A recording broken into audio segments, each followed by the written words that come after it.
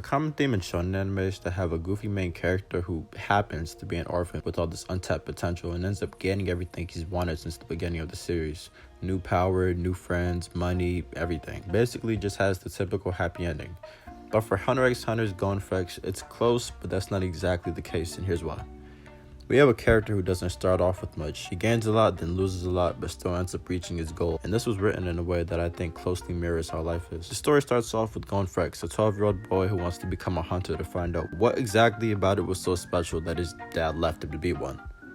And while on his journey, he learns a lot. He learns new skills, he learns Nen, which is this universe's version of energy, basically the main power source. And he becomes one of the most powerful people in the world, even impressing and at sometimes scaring some of the top Nen users we've seen. And he also makes a lot of friends along the way. He even ends up meeting his dad, but before he meets his dad, he loses a lot. And not just materialistic things, but people. He lost his friend Kite, and it broke him. Gon blames himself for this because he wasn't strong enough to take on the person who took his friend's life. And we start to see Gon go from your average, lighthearted, and bubbly main character to this ominous, bone-chilling creature. And I'm not exaggerating, bro literally transformed into something of pure darkness. In a matter of seconds, he matured from a boy to a man. He sacrificed all of his Nen and transformed his body to an age to which he could defeat his enemy. After all this built up anger, rage, and hatred, he has the chance to kill the person who took his friend's life, and in an instant, in a fit of rage, he does it.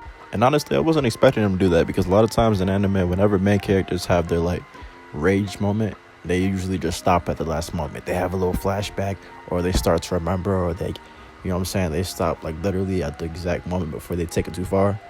And bro just didn't care. bro went all in. Yeah, he was, yeah.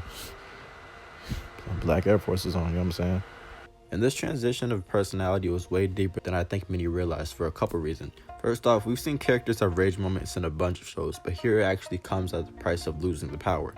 I think the show did a good job of showing the audience that even if you get your revenge, it won't fix what happens. Losing yourself and becoming a cold-hearted person really is just going to hurt you in the end and push the people who care away. And that's what was starting to happen with Gon and Killua's friendship. But luckily in Gon's case, Killua didn't go anywhere. He cared about Gon's well-being enough to stay and not just abandon him because he wanted to see his friend do better and be happy again.